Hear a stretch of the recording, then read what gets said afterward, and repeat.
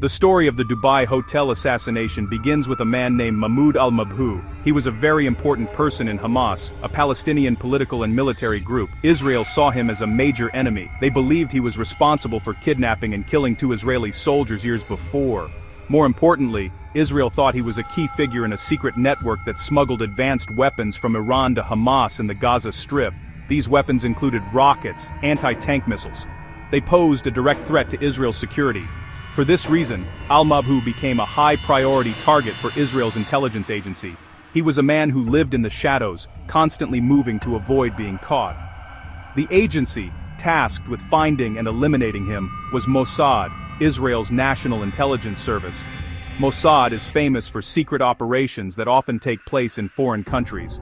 Within Mossad, there is an even more secret group called the Qaidan Unit, meaning bayonet. They're trained assassins. They master surveillance, disguise, and silent killing, carrying out the most sensitive missions under a veil of secrecy.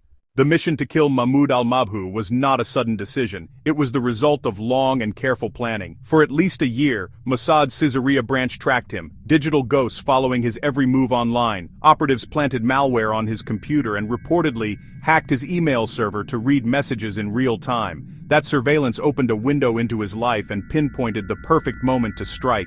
Le Monde later reported Mossad ran a command and control center from a hotel in Paris's Bercy neighborhood. Equipped with powerful computers and secure communications, leaders could direct operatives in real time. From Paris, they monitored movements, received updates, and made critical decisions, adding security and deniability.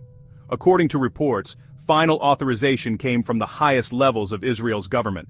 Prime Minister Benjamin Netanyahu is said to have approved the operation, presented by Mossad chief Meir Dagan. When al-Mabhouh booked Dubai at short notice, planners faced a travel problem. No time for fresh fabrications, so they used identity theft, inserting operatives' photos into real identities. Using passports from Britain, Ireland, France, Australia, and Germany, they traveled in diverse, discrete groups.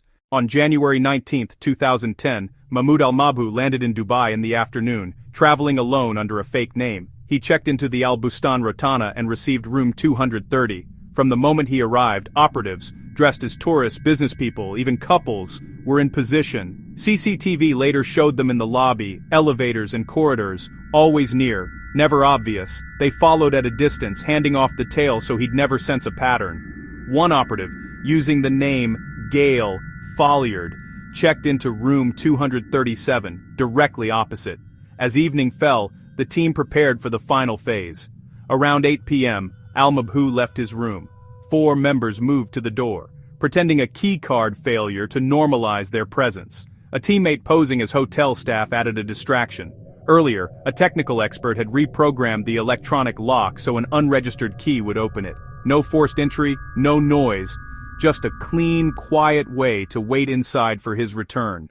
When Mahmoud al-Mabhouh returned to room 230 at approximately 8:25 p.m., he had no idea assassins were already inside, waiting in the dark. A precise choreography linked room 230 and the lookout across the hall. The moment the door clicked shut, the team struck, fast and overwhelming. Dubai police forensics later concluded the attack was extremely fast and precise. He tried to resist, but outnumbered and surprised, he couldn't stop them. First, a quick electric shock, then an injection of succinylcholine, a powerful muscle relaxant. It paralyzes muscles rapidly, but does not cause unconsciousness. He would have been fully aware, unable to move or call for help. Paralysis allowed the team to complete the final step without further struggle. They suffocated him, likely with a pillow, until he stopped breathing. They staged a natural death, medications set in place, no chaos, no obvious clues. From entry to death, less than 20 minutes. At 8:46 p.m., 4 assassins were filmed leaving, calmly splitting up and vanishing into the hotel. The escape was planned as carefully as the kill, designed to be incredibly fast. Immediately after, they changed clothes and disguises, wigs, glasses, even fake beards. They did not leave together, but in small, unconnected groups. Flights to Europe, Asia, and the United States were pre-booked. No single thread to pull. Over 24 team members exited within hours, their key, fraudulent passports built on real names, dates of birth, and numbers. With genuine data and swapped photos, the documents looked convincing at checkpoints. Later, when Dubai police released identities, shock rippled through Britain, Ireland, and Australia. People whose details were used said they had never been to Dubai. Bold tradecraft, but it sparked serious diplomatic consequences. Al-Mabhou's body was found the next afternoon, initially thought to be a natural death. Lieutenant General Dahi Khalfan Tamim took charge and ordered a full investigation. Forensics found succinylcholine in his blood. There were signs of suffocation and electrocution. Then, they mined thousands of hours of CCTV, from airport to taxi to lobby to elevators to hallways. Piece by piece, the team mapped lookouts, support operatives, and the four-person hit squad. Tamim unveiled 26 suspects using fraudulent European and Australian passports. He said he was 99, if not 100%, certain Mossad was responsible. He sought Interpol red notices, and the operation's faces and methods went worldwide. The operatives were gone, but their ghosts were unmasked. The secret was exposed to daylight. The assassination and Dubai's investigation triggered a diplomatic crisis for Israel. Britain concluded it was highly likely Israel misused British passports and expelled an Israeli diplomat. Australia and Ireland took similar action. Israel maintained its policy of ambiguity, neither confirming nor denying. Inside Israel, many saw a triumph for Mossad, a dangerous enemy eliminated with precision. Mir Dagan and Benjamin Netanyahu drew praise for decisive action. For supporters, diplomatic fallout was a price worth paying to stop future attacks.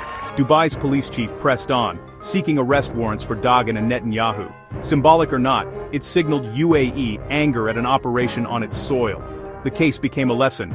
Omnipresent CCTV makes it harder for spies to hide.